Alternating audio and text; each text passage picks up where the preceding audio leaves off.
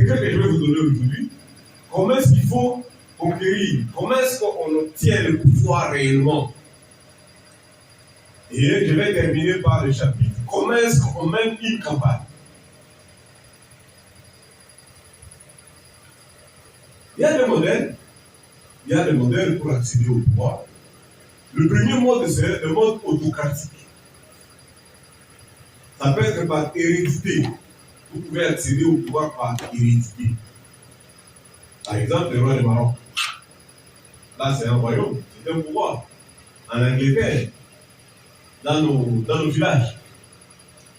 Par hérédité, vous pouvez accéder. Mais il y a aussi par cooptation. Accéder au pouvoir par cooptation, c'est le cas du Bénin actuellement, où le président en place, il exerce son pouvoir et il désigne déjà les successeurs. Il était un ministre, je ne sais pas comme ça se fait dans beaucoup de pays de Commonwealth, où ils ont les systèmes de vice-président, et le vice-président est pressenti déjà le président de demain. Ici, chez nous, si c'est le cas, tous les 7 vont aller chez le vice-président au lieu d'aller chez lui. Le modèle de cooptation, Bénin est en train de nous donner cette leçon. Mais il y a aussi ce qu'on appelle par force. Vous pouvez accéder au pouvoir par la force. Ici, chez nous, le cas le plus emblématique, c'est Mzee Laurent Désiré Kabila. Il a pris le pouvoir par la force. Lorsque vous résistez au régime en place, on peut vous coller tous les noms. Rébellion, banditisme.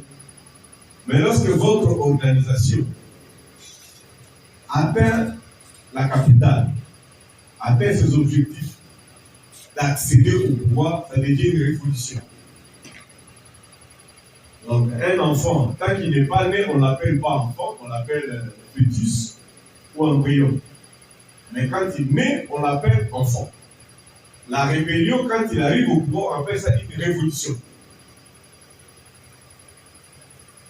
Mais nous, comme Rassemblement pour le changement du Congo, nous optons pour le monde démocratique.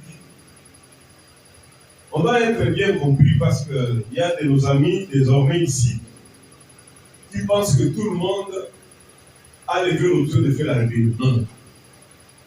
Il y a des Congolais qui ont décidé d'accéder au pouvoir uniquement par la voie démocratique.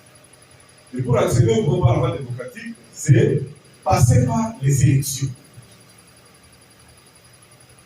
Obtenir un soutien populaire pour accéder au pouvoir, afin de réaliser ses objectifs.